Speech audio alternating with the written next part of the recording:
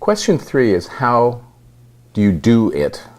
And this is about the practice of innovation. So at the micro level, at the interpersonal level, I think there are a variety of guidelines for how people can collaborate to encourage the generation of ideas, to postpone judgment, to encourage useful risk-taking, etc.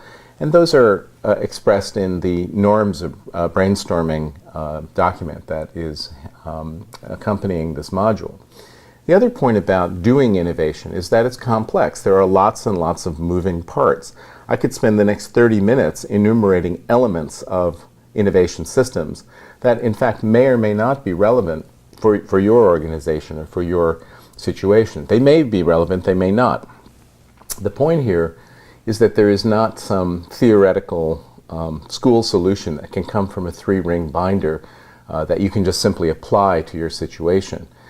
Anyone who's engaged with the innovation agenda, in a sense, is like a designer. They have to create a point of view and an agenda around innovation, drawing from the various possible components to create the right kind of engine to drive innovation. This engine could be focused on a different way of allocating resources, or a different way of dealing with talent, or a different way of organizing for the translation of new ideas into value, or a new way of doing strategy that incorporates innovation into the heart of it, or a new way of looking at innovation governance, a new way of putting innovation outside the mainstream organization, and so forth and so on.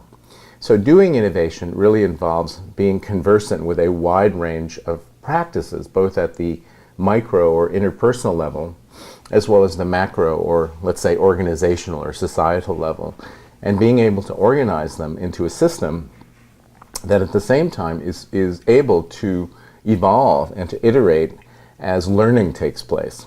And one of the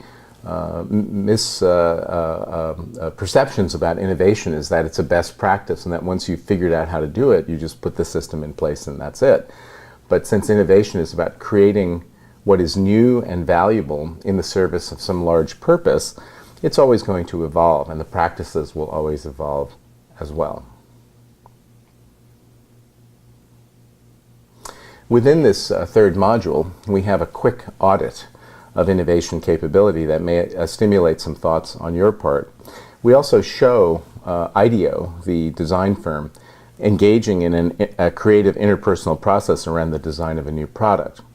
We have a video on the US space program that's an excellent example of the art and discipline of prototyping that allows for a discussion about what the value added of prototyping really is within the innovation process.